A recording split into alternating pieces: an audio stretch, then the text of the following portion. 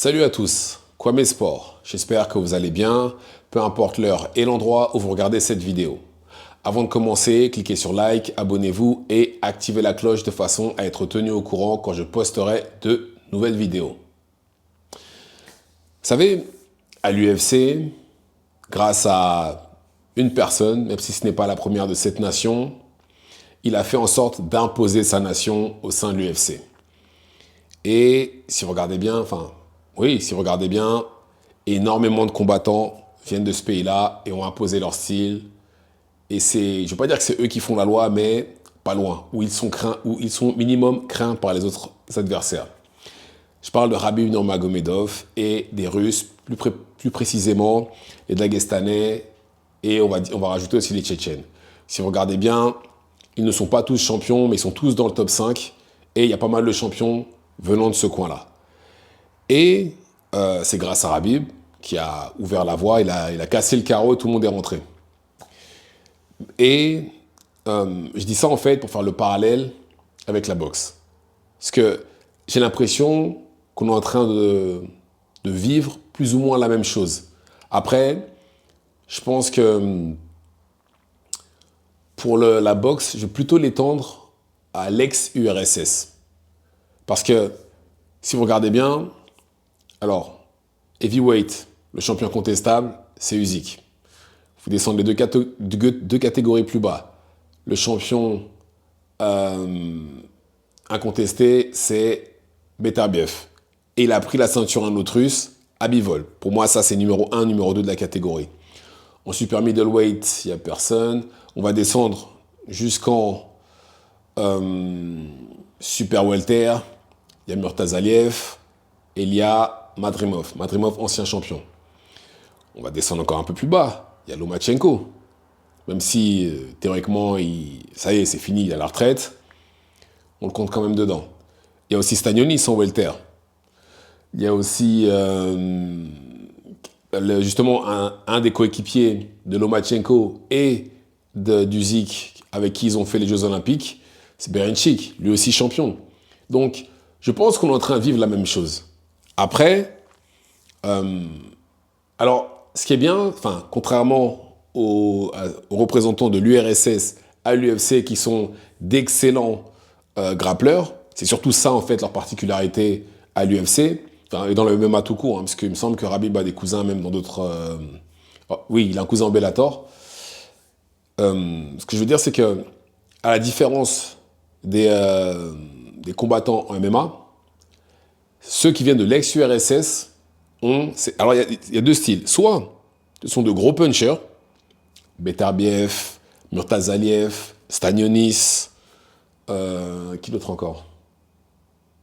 Ouais, c'est à peu près, ouais, c'est ça. Ou sinon, ce sont d'excellents boxeurs comme Bivol, Lomachenko et Usyk. Et le pire, c'est que selon le pays d'où ils viennent, ils ont un style totalement différent. Lomachenko et Usyk, d'excellents boxeurs, se déplacent. Après, je dis ça, mais en fait, non, ce sont d'excellents boxeurs, peu importe d'où ils viennent. Et ça, pour moi, j'ai vraiment l'impression que c'est le vent qui est en train de tourner. Non seulement les champions et même les meilleurs combattants viennent de plus en plus d'Europe, comme par exemple la catégorie heavyweight, ça y est, c'est l'Europe, il n'y a pas de débat. C'est l'Europe qui gère les heavyweights. Il faut regarder le top 5, il n'y a pas d'Américains dedans. Il n'y a pas d'Américains. Peu importe qui vous mettez, j'ai du mal à croire que vous puissiez mettre un Américain dedans. Et au fur et à mesure, on est en train de voir ça. Au fur et à mesure, les champions et les meilleurs combattants sont en train de se diriger de plus en plus vers l'Europe, et l'Europe de l'Est, qui plus est.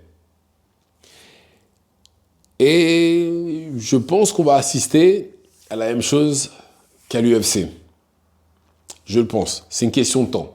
Peut-être pas à la même hauteur, bien entendu, mais je pense qu'on va assister à la même chose parce que là, quand même, on a quand même deux champions incontestables qui viennent de la même région du monde. Les deux viennent de... il y en a un russe et un de l'ex-URSS. Et ça, en fait, je pense que déjà, ce sont des combattants avec des parcours amateurs très, très longs. Très, très longs. Et ce qui fait que quand ils arrivent en pro, Ils sont prêts. Et contrairement à ce que la plupart des gens pensent, la seule différence entre amateur et pro, c'est qu'on est payé en pro. C'est la seule différence. Et bien entendu, le scoring aussi n'est pas le même. Mais voilà, la différence majeure, c'est qu'on est payé. C'est pas comme dans les autres sports, comme le foot, le basket, etc., où on s'attend à ce que vous ayez un certain niveau pour passer en pro. Là, c'est, voilà, vous avez un certain nombre de combats, c'est bon, vous êtes prêts, vous pouvez passer en pro. Et encore, je crois qu'il y en a même qui ne sont même pas passés par le circuit pro, comme par exemple Canelo. Je crois qu'il allait, il doit avoir quoi, peut-être 5, 6, peut-être 10 combats en amateur, et il est passé en professionnel directement. Mais voilà, ce que je veux dire, c'est que ils arrivent avec un bagage, un bagage amateur tellement grand qu'arrivent en professionnel. Après, je ne vais pas dire que c'est facile pour eux, mais ils s'adaptent, ils galèrent moins que certains combattants qui pourtant, eux, ont plus d'expérience en pro, mais ils galèrent moins qu'eux. Ils s'adaptent mieux, étant donné que, avec, par exemple, ceux qui ont 500 combats. 500 combats, forcément, on a vu tous les styles, en ayant combattu 500 personnes. Forcément, tous les styles. Tous les styles, grands, petits, boxeurs, bagarreurs, personnes qui se déplacent, boxeurs, punchers, tous les styles possibles et imaginables. Donc, oui, donc ce qui explique pourquoi, quand ils arrivent en professionnel, c'est plus facile pour eux. Ça, et par contre, j'ai pas d'explication pour expliquer pourquoi ils ont autant de gros punchers. Parce que c'est vrai qu'ils en ont quand même pas mal, les gros punchers, et j'aimerais bien savoir d'où ça vient, parce que c'est quand même particulier qu'une nation ait autant de gros punchers. Mais par contre, pour les boxeurs, ayant vu des vidéos d'entraînement de Lomachenko et Usyk, qui utilisent pas mal de techniques peu orthodoxes, je peux comprendre pourquoi ils sont si forts que ça. Je peux comprendre, c'est beaucoup basé sur le jeu de jambes, beaucoup d'exercices mentaux aussi, parce qu'il n'y a pas que, bien entendu, c'est physique, hein, la boxe, hein, c'est sûr et certain, mais la partie mentale est très, très, très importante. Donc je pense que vous combinez le tout, forcément, vous allez avoir des boxeurs qui seront plus forts que la moyenne. Mais voilà. Et je pense que, très franchement, j'ai du mal à voir un des champions actuels perdre, à part peut-être Berinchyk, qui d'ailleurs devra affronter Keyshawn Davis. Après, voilà, je pense que des champions, je crois que c'est le plus vieux, c'est celui qui est devenu champion plus tard, etc. Donc, pour moi, il y a des chances que Keyshawn Davis arrive à l'avoir, vu ce que Keyshawn Davis propose aussi.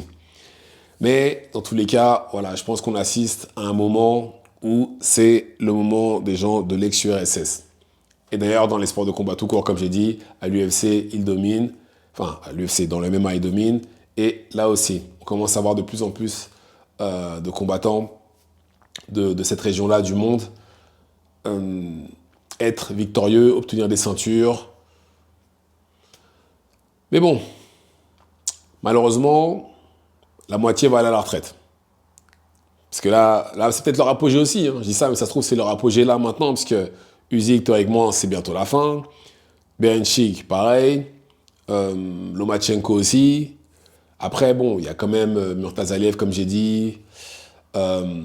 Stanionis aussi, il me semble qu'il est jeune. Et sûrement une autre génération de gens, de combattants de cette région-là du monde qui vont émerger. Mais pour l'instant, voilà, je trouve que c'est une belle génération qu'ils ont. Et la suite devrait suivre. Maintenant, après, j'ai l'impression qu'il y en a certains qui vont être évités, comme par exemple Murtazaliev, qui veut Terence Crawford, mais qui lui-même veut Canelo. Après ce qu'il a fait à Team Zoo, je pense qu'il va être évité. Ah, je dis ça, mais il y a aussi Bohachuk aussi. Certes, pas champion, mais une terreur dans sa catégorie en 154. Et lui aussi vient d'ex-URSS. Je crois qu'il est ukrainien, Bohachuk. Gros puncher aussi. Quand je vous dis que c'est toujours les extrêmes, soit d'excellents boxeurs, ou soit des gros punchers. Là, en l'occurrence, là, c'est un gros puncher.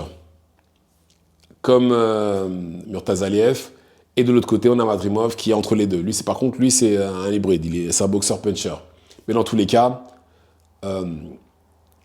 là, ce qu'on est en train de voir, c'est vraiment la montée des pays de l'ex-URSS en boxe anglaise. Je pensais que ça allait se limiter au MMA. Puis finalement, En boxe anglaise aussi, on est en train de voir ça. Donc voilà.